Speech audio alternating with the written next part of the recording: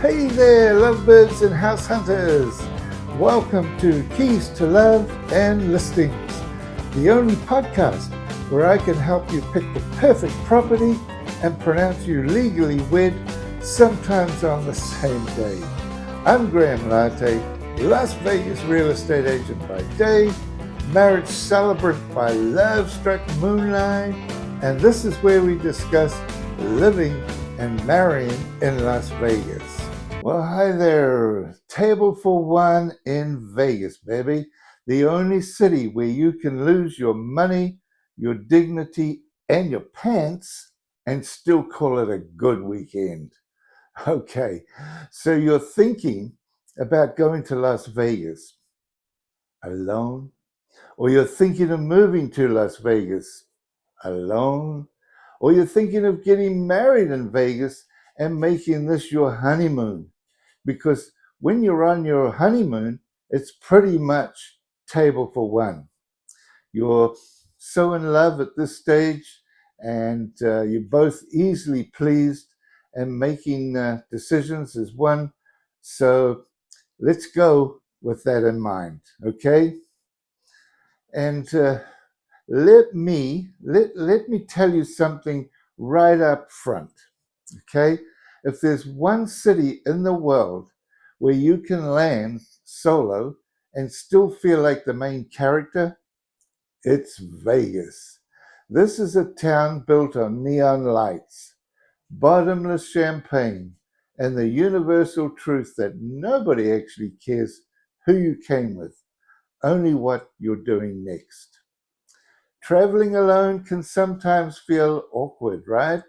In some cities, a solo traveler sticks out like a sore thumb. But in Las Vegas, you blend right in. Why? Because half the people here are solo anyway. You know, we have dealers, performers, conventioneers, gamblers, dreamers. You're part of the ecosystem the moment you step off the plane. So picture this. You land at Harry Reid International Airport right in the middle of the city. By the way, landing in Vegas is like landing on another planet, I tell you. The moment you step off the plane, slot machines are right there waiting for you. That's not just convenience, it's a psychological test. Right there in the terminal. You haven't even collected your luggage yet, and you're already down $40. Welcome to town. The cab ride to the strip is like pulling back the curtain on Oz. You see that skyline of fake Eiffel Towers, pyramids, and castles, and you realize, this ain't going to be a normal trip. And it ain't. Vegas was built for loners, hustlers, and wanderers. It just hides them under glitter.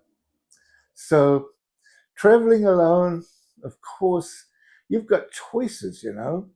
Do you want a budget crash pad where you won't feel guilty about being out all night? Or do you go full luxury? Because, hey, it's just you and nobody's splitting the bill. You know, Vegas is the one city in the world where showing up solo doesn't make you look lonely. It actually makes you look mysterious. People will think you're either a secret high roller or someone in the witness protection program, maybe. Either way, you'll fit right in here. So let's pretend you're checking out Las Vegas alone because you're thinking of moving here and getting married, okay? First of all, congratulations. You've already saved yourself from 3 fights: the who's booking the hotel fight, the where do we eat fight, and the big one, whose turn is it to Venmo for the Uber that's been circling Planet Hollywood for 20 minutes? Aha. And the best part, hotels love solo travelers. Why? Because it's easy to upgrade one person, you know. If you're charming, you might get a suite with a fountain view. If you're really charming, They might even waive the resort fee. Though, let's be honest, the only way to do that is to marry the receptionist. Hey, and get this, dating in Vegas is wild. Everyone's either getting married, divorced, or both, sometimes in the same weekend. And remember, I can get you hitched and housed on the same day. How about that? But honestly, Vegas is the one place it's okay to roll solo. Nobody cares if you're alone because they're too busy losing money and pretending they're having fun with strangers. Now, dining in Vegas alone, another story. This is the people watching capital of the world, folks. And while eating alone in Vegas, it's more fun and entertaining than cable, just people watching. So here's the thing, dining solo in Vegas isn't tragic, it's freedom. You don't have to share appetizers, you don't have to compromise on entrees. You don't have to fake liking kale. So, yeah, table for one in Las Vegas isn't sad, it's efficient. Because at the end of the day, the only person you have to impress is the guy at the buffet carving station. Now, here's the real magic in Vegas. Doing things alone doesn't feel lonely because traveling alone, you've got choices. Some of the things that you can do alone in Vegas, okay? Shows, for example. Ever try to buy one ticket? They'll tuck you into that perfect single seat front row center, while couples in the back fight over who can see past the guy in the cowboy hat. Perfect. Dining. Eating alone in Vegas isn't weird. It's called fine dining for one. Sit at the chef's counter, order a $90 steak, and just smile when the waiter asks, "Will anyone be joining you, sir?" Just say, "Just my cholesterol."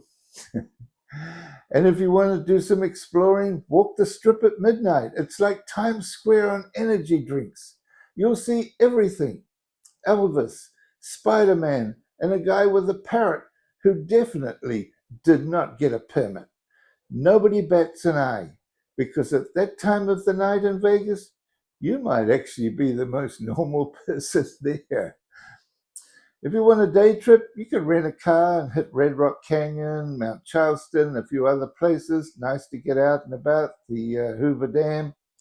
But after 2 days in Vegas, you're going to be looking for something that isn't blinking. And hey, the best part of visiting Vegas alone, freedom. Nobody arguing over which show to see. No waiting for friends to get ready while you're already dressed or they just have to finish their hair.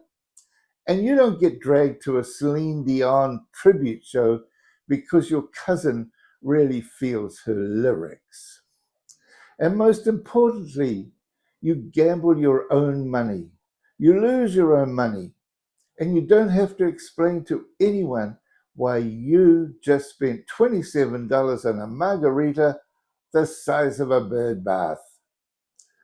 Folks, in Vegas, one is never the loneliest number. It's just the cheapest cover charge. The city is a magnet for spontaneous connections. So if you're on the fence about traveling to Las Vegas on your own, let me say this, do it. Vegas isn't a city that judges. It's a city that welcomes you in. It chews you up in neon and spits you back out with stories you probably shouldn't tell your boss. And when you leave, you won't be saying, "I went to Vegas alone." You'll be saying, "I went to Vegas my way, baby." See, in some cities, traveling alone makes people feel sorry for you. Not in Vegas. In Vegas, you're just another hustler, dreamer, or lost conventioneer who wandered away from their breakout session on innovations in copier technology. You sit, you sit at a blackjack table. Nobody cares. You order dinner for one. Nobody notices. So if you're wondering whether to go to Vegas alone, the answer is absolutely. Nobody will ask, who'd you come with? They'll just ask, what happened in Vegas? And that, my friends, is when you smile and say, what happens in Vegas is classified. Hey, we're just going to take a short commercial break now, and we'll be right back with my experience on the Las Vegas Strip. Table for one, coming right up. You're looking for a night that moves to a different rhythm? Welcome to Maxim Jazz Club, Las Vegas's hidden gem for live jazz, handcrafted cocktails, exquisite Japanese cuisine, and unforgettable ambience. Whether it's date night, celebration, or just a reason to dress up, Maxim sets the mood. Elegant, intimate, electric, it's Maxim Jazz Club. Because the real Vegas never shouts, it swings. Located just off the Las Vegas Strip. Reservations at maximjazz.com, and don't forget to tell them the Las Vegas show sent you. Get yourself down to Maxim Jazz and enjoy the music and the ambience.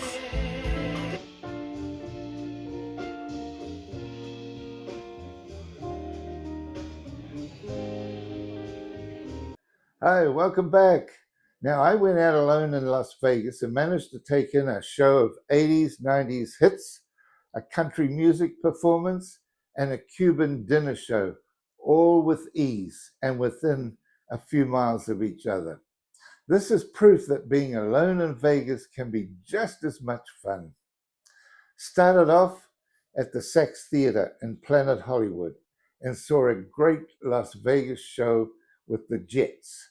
They're a hit-making group from the 80s and putting on a show that will blow your socks off.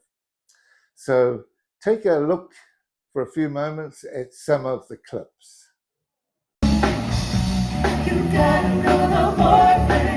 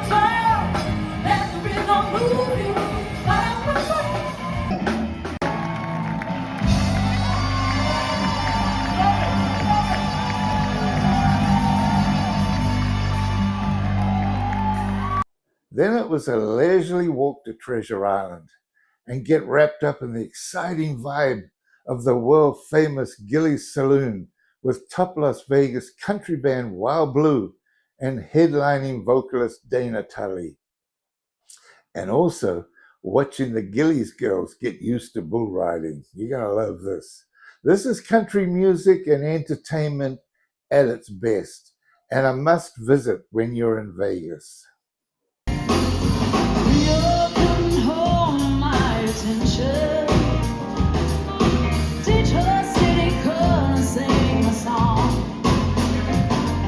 Tomorrow finds me busted, flat and dolly.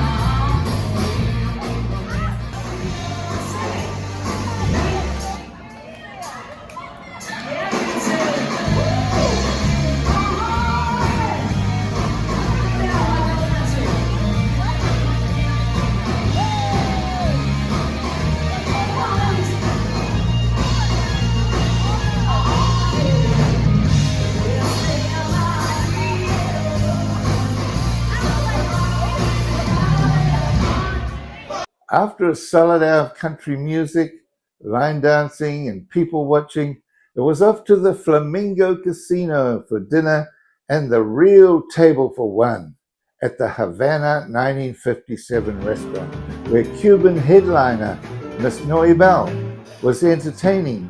And since it was my birthday, she sang happy birthday to me in Las Vegas, on the Las Vegas Strip. How cool is that? This restaurant and the entertainment is world class. And I'm not just saying that because Noibel sang happy birthday to me, but so worth a visit if you're in Vegas. Remember that, Havana 1957 restaurant.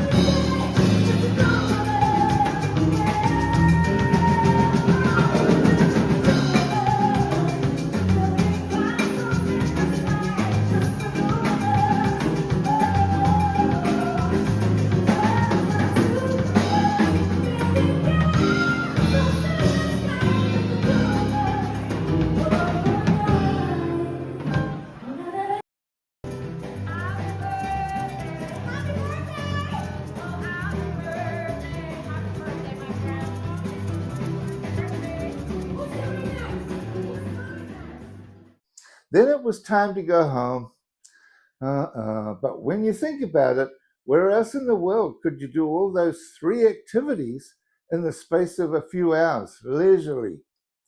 It all comes back to only in Vegas. And the best part is, I can do that any night of the week if I want. So if you were living in Las Vegas, this is what you can achieve. And you don't have to travel or book a hotel room, take a flight. You have everything at your fingertips. And better still, why not come here, get hitched and housed, and stay? This is Vegas, baby, the everything capital of the world. Okay? See you next week with a surprise program. Ciao.